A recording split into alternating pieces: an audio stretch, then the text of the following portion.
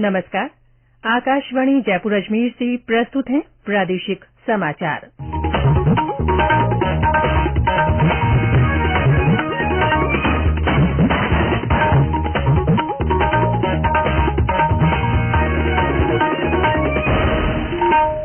मुख्य समाचार। केंद्र सरकार की नई एकीकृत खाद्य सुरक्षा योजना आज से लागू। देश में कोरोना की स्थिति और बचाव के लिए उच्च स्तरीय समीक्षा बैठक। चीन सहित 6 देशों के यात्रियों के लिए आरटी-पीसीआर जांच अनिवार्य। हनुमानगढ़ के बीसरासर गांव के पास कार और ट्रक की टक्कर में 5 लोगों की मृत्यु, 1 गंभीर घायल। और प्रदेश में ठंड का असर तेज। फतेहपुर शेखावाटी में पारे में एक ही दिन में 8 डिग्री की गिरावट।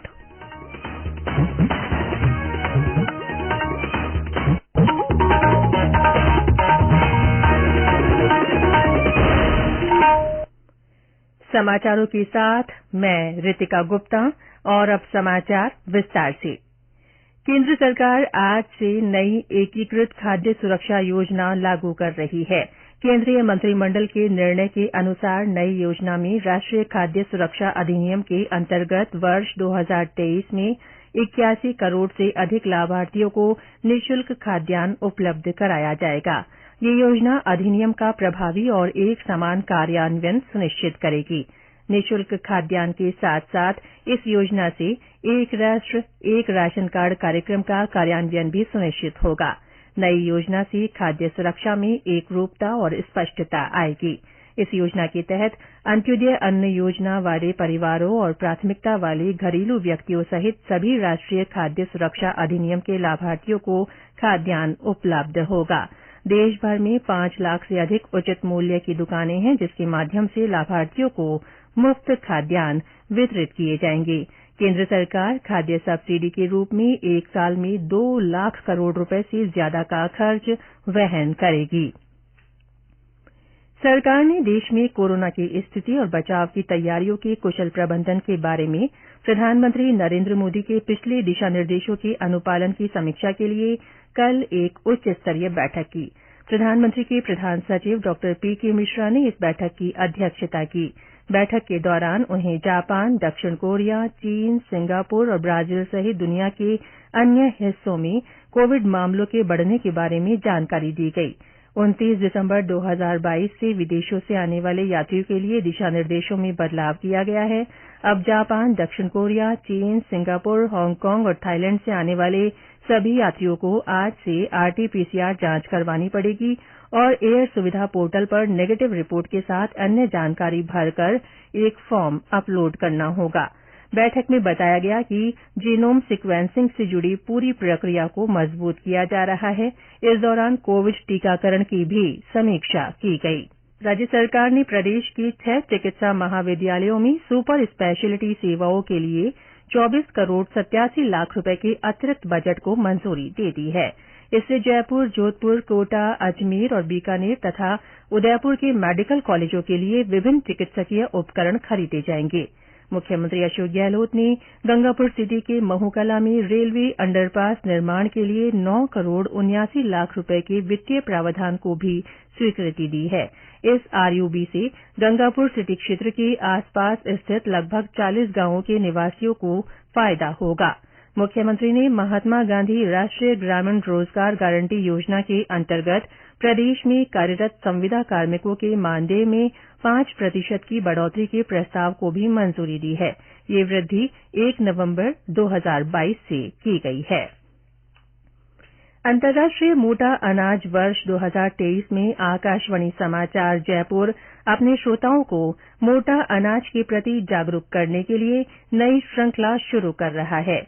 श्रोता हमारे व्हाट्सएप नंबर 9414052368 पर संदेश भेजकर बता सकते हैं कि वे अपने भोजन में मोटा अनाज जैसे ज्वार, बाजरा, रागी किस तरह शामिल करते हैं। श्रोता अपने संदेश लिखकर या रिकॉर्ड कर हमें भेज सकते हैं। चुनिंदा संदेशों को हमारे बुलेटिन में प्रसारित किया जाएगा। कृपया हमारा व्हाट्सएप नंबर एक बार फिर सुन लीजिए 9414052368। आज सुनिए जोधपुर से हमारे श्रोता नरसिंह भाकर का संदेश। अपने राजस्थान दे हर गांव घर में हमारा इतना दोनों टाइम बाजरे की रोटी जरूर बने सा। बाजरे की रोटी तो कुल रहते चूर वो जोर वे और बाजरे ने कूटने नी राब भी अनोखी वे। बाजरे ने कूट या बचे इन्हें खींच गड़बड़ी बनवे जगनो गुल रहते और देसी घी रहते स्वाद अनोखो वे। बाजरो फाइबर युक्त भोजन है और इनमें कोलेस्ट्रॉल घटाने की शक्ति है। ये समाचार आकाशवाणी जयपुर अजमेर से प्रसारित किए जा रहे हैं। आज से नववर्ष 2023 का शुभारंभ हो गया है। प्रदेश भर में 2022 को अलविदा कहने और नववर्ष का स्वागत करने के लिए बीती रात कई कार्यक्रम हुए। पर्यटन स्थलों पर भी बड़ी संख्या में देशी विदेशी सैलानी नए साल का जश्न मनाने पहुंचे। सवाईमाधोपुर में लोगों ने आतिशबाजी की। हमारे संवाददाता ने बताया कि प्रमुख मंदिरों में भी बड़ी संख्या में दर्शनार्थी पहुंच रहे हैं।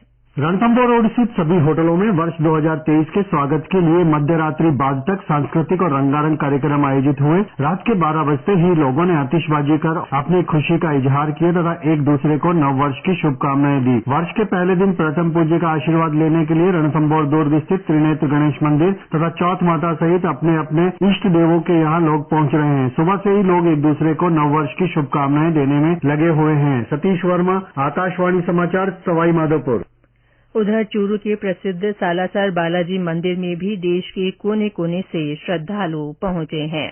नए साल को लेकर चूरू जिले के सालासर बालाजी धाम पर देश के कोने कोने से श्रद्धालु पहुंचकर मत्था टेका व पूजा अर्चना कर मनोकामना मांगी। इस अवसर पर बालाजी धाम पर रात्रि तक भजन कीर्तन होते रहे। प्रबंध समिति द्वारा आने वाले इन श्रद्धालुओं के लिए सर्दी को देखते हुए 3000 से अधिक रजाइयों व गद्दों की व्यवस्था की गई। असामाजिक तत्व किसी प्रकार की हरकत नहीं करे, इस और बड़ी संख्या में पुलिस जाब्ता लगाने के साथ ही सीसीटीवी कैमरे परिसर में लगाए गए। मंदिर पर आकर्षक फूलों से सजावट की गई। देर रात तक मंदिर प्रांगण में श्रद्धालु भजन कीर्तन पूजा पाठ करते रहे और लोगों ने आतिशबाजी कर नए साल का स्वागत किया। सरवन शर्मा, आकाशवाणी समाचार, चूरू।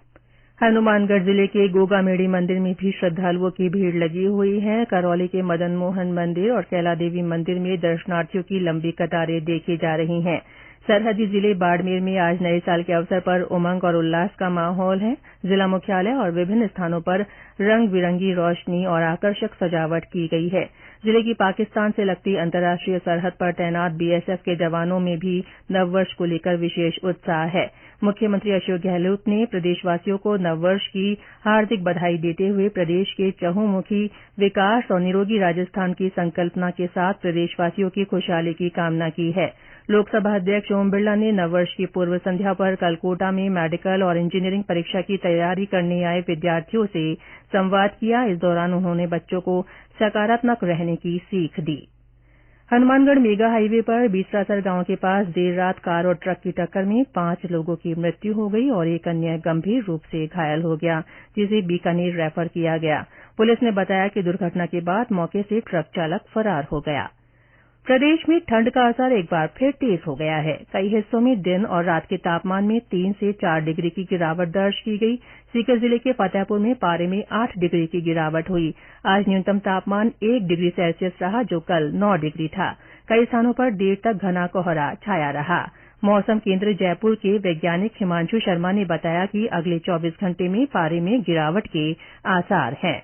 पश्चिम विक्षोभ हमारे यहाँ से गुजरा है, उसका प्रभाव जो है 2 दिनों के अंदर और रहेगा और बीकानेर, जयपुर और भरतपुर संभाग का कुछ स्थानों पर घना कोहरा दर्ज हो सकता है। वहीं आगामी दिनों के अंदर और 2 से 3 डिग्री की गिरावट के साथ कोल्ड डे और कोल्ड वेव की कंडीशंस बनी हुई रहेगी। उसके बाद कोहरे से थोड़ी राहत मिलेगी, लेकिन 3, 4 एवं 5 तारीख को उत्तरी राजस्थान में अधिकांश स्थानों पर कोल्ड वेव के साथ साथ कुछ स्थानों पर सीवियर कोल्ड वेव की कंडीशंस बनी रहने की प्रबल संभावना। और अंत में मुख्य समाचार एक बार फिर। केंद्र सरकार की नई एकीकृत खाद्य सुरक्षा योजना आज से लागू हो रही है। देश में कोरोना की स्थिति और बचाव के लिए उच्च स्तरीय समीक्षा बैठक हुई। चीन सहित 6 देशों के यात्रियों के लिए आरटी-पीसीआर जांच अनिवार्य कर दी गई है। हनुमानगढ़ के बीसरासर गांव के पास कार और ट्रक की टक्कर में 5 लोगों की मृत्यु हो गई और एक व्यक्ति गंभीर रूप से घायल हो गया है। और प्रदेश में ठंड का असर तेज हुआ। फतेहपुर शेखावाटी में पारे में एक ही दिन में 8 डिग्री की गिरावट दर्ज की गई है। इसके साथ ही प्रादेशिक समाचार बुलेटिन समाप्त हुआ। नमस्कार।